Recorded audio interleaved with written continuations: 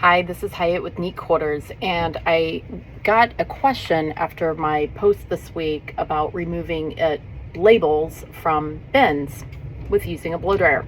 And Rebecca asked if a blow dryer could be used to remove a label from a cardboard box. So I thought I would give it a try, and we'll get this answer together. Here we go.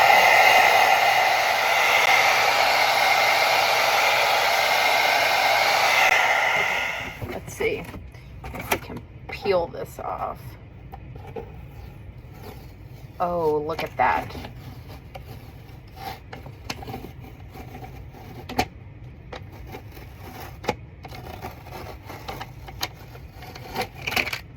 So the answer is yes, a blow dryer will remove the adhesive labels from a cardboard box.